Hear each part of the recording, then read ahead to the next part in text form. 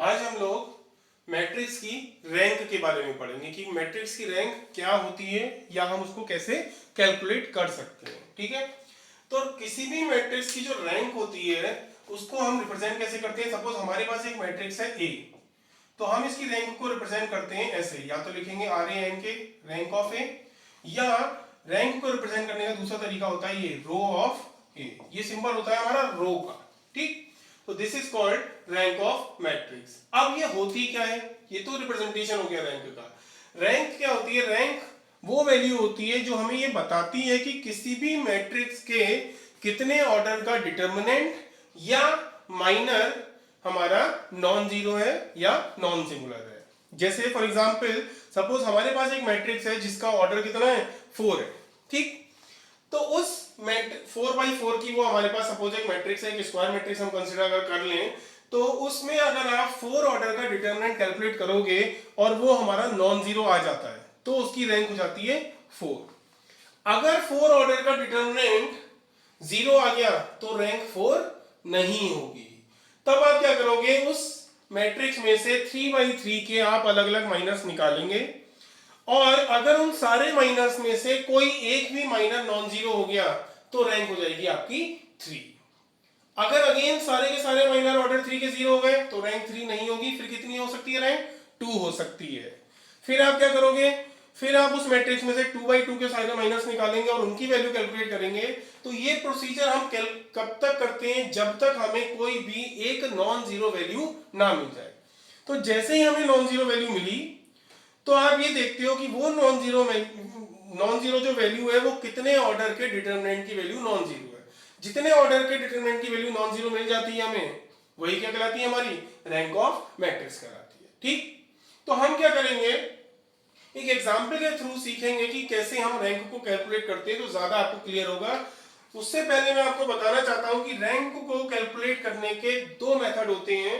पहला मेथड तो होता है आपका डिटर्मिनेंट मेथड, डिटर्मिनेंट मेथड, और दूसरा मेथड होता है हमारा रो इक्लोन फॉर्म, रो इक्लोन फॉर्म। यानी कि मैट्रिक्स को आप रो इक्लोन फॉर्म में कन्वर्ट करके भी मैट्रिक्स की रैंक कैलकुलेट कर सकते हैं। तो हम क्या करेंगे, हम एक एग्जांपल लेते हैं जिसमें हम मैट्रिक्स की रैंक को दोनों मेथड से निकालेंगे और उससे क्या होगा, ये भी चेक हो जाएगा कि दोनों मेथड से रैंक हमारी सेम आती है या नहीं आती है। तो हमने सपोज करा हमारे पास एक मैट्रिक्स है capital A and this is 1 3 4 3 3 9 12 3 and 1 3 4 1। ये हमारे पास एक मैट्रिक्स है, हमें इसकी रैंक कैलकुलेट करनी है। अब आप पहले ये बताइए कि इस मैट्रिक्स का ऑर्डर कितना है। इस मैट्रिक्स का जो ऑर्डर है वो उसके लिए देखिए, इसमें 1 2 3 रोज हैं और 1 2 3 4 कॉलम्स हैं, यानी इसका ऑर्डर है 3/4 का। ठीक, अगर इसका ऑर्डर 3/4 का है तो आप इस मैट्रिक्स में से जो माइनर्स निकाल सकते हैं या जो डिटरमिनेंट बना सकते हैं वो मैक्सिमम 3 ऑर्डर के बना सकते हैं। उससे ज्यादा ऑर्डर का डिटरमिनेंट नहीं बनेगा, क्योंकि जो डिटरमिनेंट होता है या जो माइनर होते हैं वो स्क्वायर मैट्रिक्स के होते हैं। तो इसमें से आप अलग अलग स्क्वायर मैट्रिक्स अगर बहुत सारी बनाएंगे तो मैक्सिमम ऑर्डर होगा 3। यानी कि इस मैट्रिक्स की जो रैंक है वो ज्यादा से ज्यादा 3 हो सकती है, उससे कम तो पॉसिबल है पर उससे ज्यादा नहीं। अच्छा, क्या हम इस मैट्रिक्स को डायरेक्टली सॉल्व कर सकते हैं इसका डिटरमिनेंट? तो डायरेक्टली ये सॉल्व नहीं हो सकती इसका डिटरमिनेंट, क्योंकि डिटरमिनेंट हमेशा कैलकुलेट होता है स्क्वायर मैट्रिक्स का और यहां पर नंबर ऑफ रोज और नंबर ऑफ कॉलम्स बराबर नहीं है, इसलिए पूरी मैट्रिक्स का डिटरमिनेंट कैलकुलेट नहीं हो सकता। अब तो आपको क्या करना पड़ेगा, इस मैट्रिक्स में से 3/3 के माइनस कैलकुलेट करने पड़ेंगे और देखना पड़ेगा कि उनमें से कोई हमारा जीरो है या नहीं है, तब हमें पता चलेगा कि इस मैट्रिक्स की रैंक कितनी है।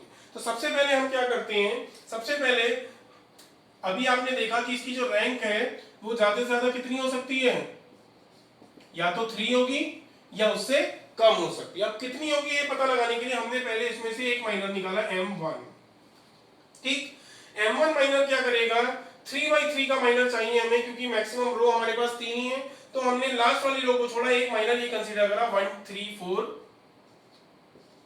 3 9 12 एंड 1 3 4। ठीक, अब आप इस माइनर की वैल्यू कैलकुलेट करो।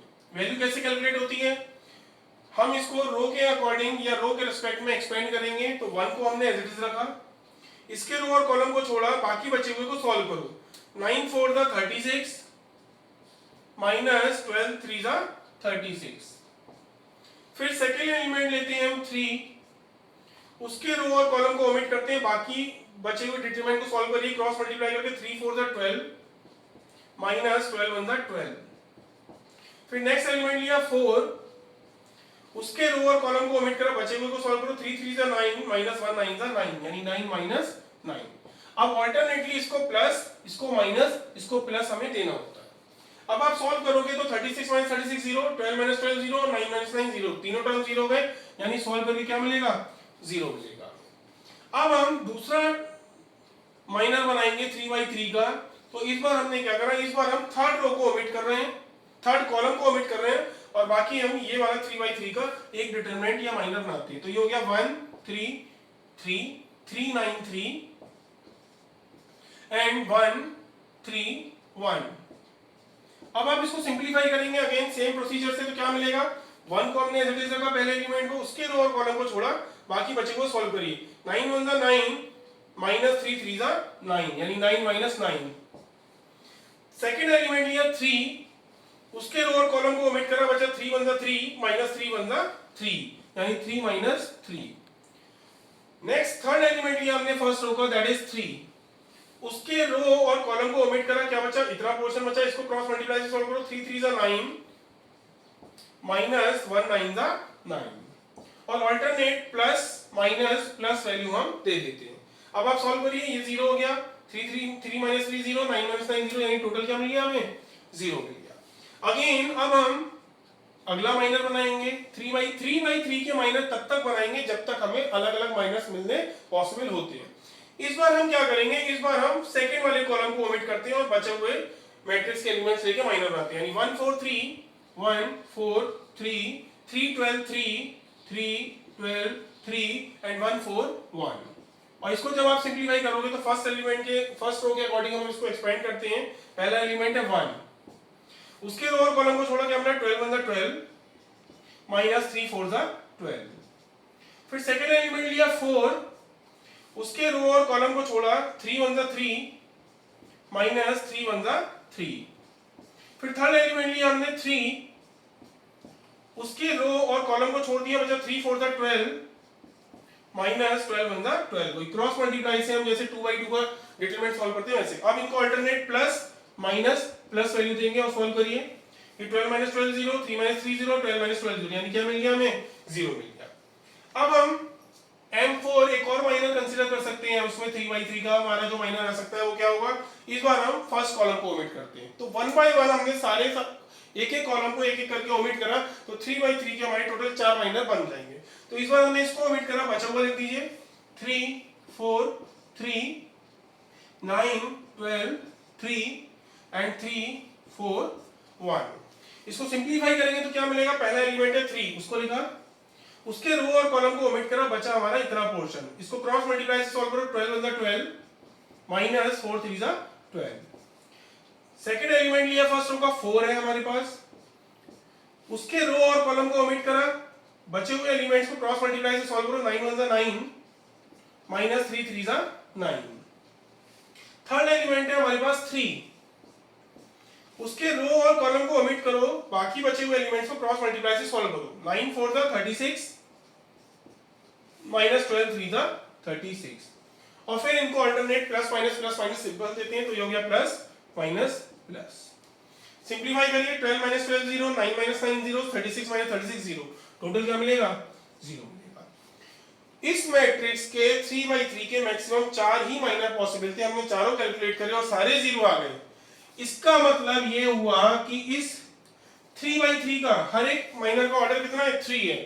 तो क्योंकि सारे के सारे 3 ऑर्डर के माइनर या डिटरमिनेंट हमारे 0 आ गए, इसका मतलब जो रैंक है वो हमारी 3 नहीं हो सकती। तो अभी आपने पहले स्टेप में पता लगाया था या तो 3 होगी या उससे कम होगी, तो अब हमें ये तो पता चल गया कि 3 नहीं हो सकती, यानी कि अब जो रैंक होगी वो आपकी 3 से लेस होगी। तो अब हम क्या करेंगे?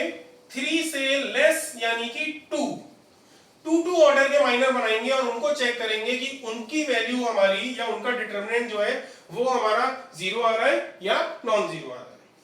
तो अब हम क्या करते हैं, पहला अपना माइनर लेते हैं, टू ऑर्डर का हम लेते हैं। तो यहां पर पहले मैं ये लिख देता हूं कि हमारी जो रैंक होगी वो 3 नहीं है, यानी अब कैसी होगी, 3 से लेस होगी, यानी या तो 2 होगी या 1 होगी। तो अब हम क्या करेंगे, 2/2 के सारे माइनर्स लिखते हैं। तो पहला हमने माइनर, क्योंकि हमने m1 m2 m3 m4 ले रखे, तो नेक्स्ट माइनर का नाम हम दे देते हैं m5। और ये जो m5 होगा ये कितने ऑर्डर का होगा, 2 ऑर्डर के। अब हम सारे माइनर लेंगे। पहला 2 ऑर्डर का हमने माइनर लिया, तो हमने इतना ऑर्डर हमने कंसीडर किया, ये 2 रो और 2 कॉलम से इतना पोर्शन लिया 2/2 का, 1 3 3 9। इसको सिंपलीफाई करेंगे तो ये तो डायरेक्ट सिंपलीफाई हो जाएगा, क्रॉस मल्टीप्लाई का, 1 9 9 माइनस 3 3 9, 9 माइनस 9 कितना हो गया, 0 आ गया। ये पहला 2/2 का जो माइनर था वो 0 आ गया। अब अगला 2/2 का माइनर निकालिए। इस बार हम क्या करते हैं, इस कॉलम को छोड़कर अब हमने ये वाले पोर्शन ले लिया, इतना पोर्शन, ये हमारा 2/2 का होगा, क्योंकि इसमें 2 रो और 2 कॉलम हो जाएंगे। तो ये हो गया 3 4 9 और 12। ठीक,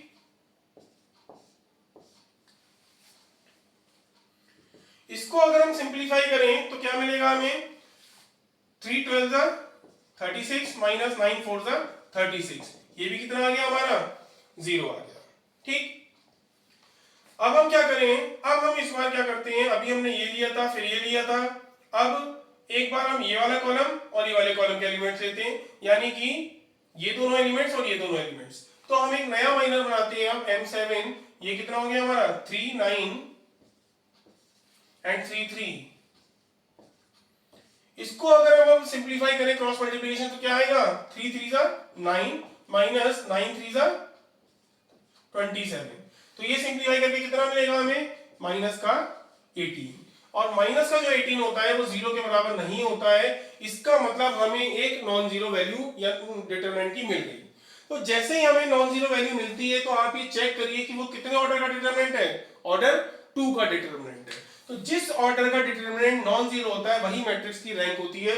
इसका मतलब जो रैंक ऑफ मैट्रिक्स होगी वो कितनी हो गई, 2 हो गई। तो अब आपको इसके आगे सिंपलीफाई नहीं करना होता है, क्योंकि यहां से हमें रैंक की वैल्यू मिल जाती है। तो जो भी पहली नॉन जीरो वैल्यू मिल जाए उस डिटरमिनेंट का ऑर्डर चेक करो, और जो भी उस डिटरमिनेंट का ऑर्डर होता है वही उसकी रैंक हो जाती है। तो ये हमारा जो मेथड हुआ, पहला मेथड हुआ किसकी हेल्प से, डिटरमिनेंट की हेल्प से मैट्रिक्स की रैंक को कैलकुलेट करने का। अब हम दूसरा मेथड यूज करेंगे मैट्रिक्स की रैंक को कैलकुलेट करने का, and that is row echelon form. ठीक, रो इक्लॉन फॉर्म से फिर से हम क्या करेंगे, रैंक कैलकुलेट करने के लिए सेम मैट्रिक्स लेते हैं, तो हमें ये भी कंफर्म हो जाएगा कि दोनों ही मेथड से जो रैंक होती है वो कैसी होती है, इक्वल आती है, सेम आती है। ठीक, तो फिर से हम सेम ही मैट्रिक्स ले लेते हैं अपने क्वेश्चन को सॉल्व करने के लिए, रैंक को कैलकुलेट करने के लिए रो इक्लॉन फॉर्म से। ठीक, तो हम फिर से ये मैट्रिक्स लिखते हैं। सपोज हमारे पास मैट्रिक्स है capital A is equal to 1 3 4 3 1 3 4 3 3 9 12 3 3 9 12 3 and 1 3 4 1 1 3 4 1। ठीक, तो रो इक्लॉन फॉर्म की हेल्प से रैंक कैलकुलेट करने के लिए पहले आपको मैट्रिक्स को रो इक्लॉन फॉर्म में कन्वर्ट करना पड़ता है, रो ऑपरेशंस अप्लाई करके। ठीक, तो रो इक्लॉन फॉर्म में क्या होता है, पहली रो का जो पहला नॉन जीरो एलिमेंट होता है that should be 1 and it is called leading 1। तो हमारा पहला एलिमेंट ऑलरेडी 1 ही है, यानी इसमें कोई चेंज नहीं करना है। उस लीडिंग 1 के कॉलम के बाकी एलिमेंट बनाने होते हैं हमें 0। तो इसको 0 बनाने के लिए क्या करें, इसकी हेल्प से 0 कैसे बनेगा, इसको 3 से मल्टीप्लाई करके अगर इसमें से माइनस कर दें तो 0 बन जाएगा। यानी फर्स्ट रो को 3 से मल्टीप्लाई करो और उसे सेकंड रो में से घटाओ, और ये बात लिखेंगे कहां पर आप, सेकंड रो में। इसी तरीके से थर्ड रो में यहां पर 0 बनाने के लिए इसकी हेल्प से क्या करना पड़ेगा, इसमें से अगर हम डायरेक्ट इसको माइनस करते तो 0 मिल जाएगा। यानी कि आप फर्स्ट रो को माइनस करो थर्ड रो में से और थर्ड रो में आप 0 बना दीजिए। तो ये दोनों ऑपरेशन हम पहले परफॉर्म कराते हैं। तो क्या मिलेगा हमें, फर्स्ट रो में तो कोई चेंज नहीं करना है, एज इट इज रहेगी। सेकंड रो में क्या करना है, इसको 3 से मल्टीप्लाई करके इसमें से माइनस करो। तो 1 3 3 3 को 3 में से माइनस किया 0, 3 3 जा 9, उसको 9 में से माइनस किया 0, 4 3 जा 12, उसको 12 में से माइनस किया 0, एंड 3 3 जा 9, 9 को 3 में से माइनस किया तो मिल गया माइनस का 6। ठीक, अब थर्ड रो में क्या करना है हमें? थर्ड रो में हमें क्या करना है? थर्ड रो में से फर्स्ट रो को माइनस करना है। तो 1 minus 1 is 0, 3 minus 3 is 0, 4 minus 4 is 0, and 1 minus 3 is minus का 2। ठीक, अब फर्स्ट रो में हमारा पहला non zero element leading one हो गया, उसके कॉलम में सारे जीरो हो गए। अब क्या करेंगे? सेकेंड रो में फिर से पहला नॉन जीरो एलिमेंट बनाना होगा हमें 1। तो सेकेंड रो में देखिए पहला नॉन जीरो एलिमेंट क्या है? -6। हम इसको 1 बनाना चाहते हैं, तो -6 को 1 बनाने के लिए -6 से डिवाइड कर दीजिए, यानी सेकेंड रो को आप -6 से डिवाइड कर दीजिए और ये कहां लिखा जाएगा? सेकेंड रो में लिखा जाएगा। क्या मिलेगा फिर हमें? सेकेंड रो में चेंज करना है, यानी कि फर्स्ट रो में कोई चेंज नहीं होगा, ये एज इट इज रहेगी, और थर्ड रो में भी कोई चेंज नहीं होगा, ये भी एज इट इज रहेगी। सेकेंड रो को -6 से डिवाइड करो तो 0 को -6 से डिवाइड करोगे 0 मिलेगा, इस 0 को -6 से डिवाइड करा, इस 0 को -6 से डिवाइड करा, सेम मिल गया। -6 को जब -6 से डिवाइड करोगे तो क्या बन जाएगा? प्लस का 1। अब सेकेंड रो में पहला नॉन जीरो एलिमेंट बन गया 1, जिसको हम बोलेंगे लीडिंग वन, और उसके कॉलम के सारे एलिमेंट बनाने होते हैं हमें 0, तो इसको अब हमें 0 बनाना है। 0 बनाने के लिए इसकी हेल्प से इसको 0 कैसे बनाओगे? अगर मैं इसको 2 से मल्टीप्लाई करके इसमें ऐड कर दूं तो ये 0 बन जाएगा। ठीक, तो हम क्या करेंगे? सेकेंड रो को 2 से मल्टीप्लाई करो और उसको थर्ड रो में ऐड कर दो, और थर्ड रो में जो भी एलिमेंट है हमारा, ये कितना बन जाएगा? फिर 0 बन जाएगा। इसका मतलब हमें क्या करना है? हमें फर्स्ट और सेकेंड रो में कोई चेंज नहीं करना, तो ये एज इट इज आएंगी हमारी 1 3 4 3 0 0 0 1 0 0 0 1। अब सेकेंड रो को 2 से मल्टीप्लाई करके थर्ड में ऐड करो, इसको 2 से मल्टीप्लाई करा 0, इसमें ऐड किया 0, इसको 2 से मल्टीप्लाई करा 0, इसमें ऐड किया 0 मिलेगा, इसको 2 से मल्टीप्लाई करो 0 और इसमें ऐड करो 0, और इसको 2 से मल्टीप्लाई करा 0 और इसमें ऐड करोगे तो सॉरी, इसको 2 से मल्टीप्लाई करा 2 और इसमें ऐड किया तो क्या मिलेगा?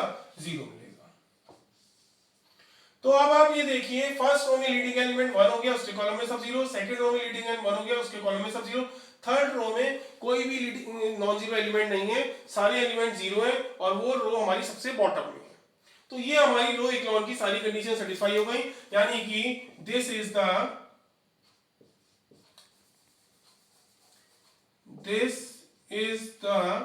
Required row echelon form.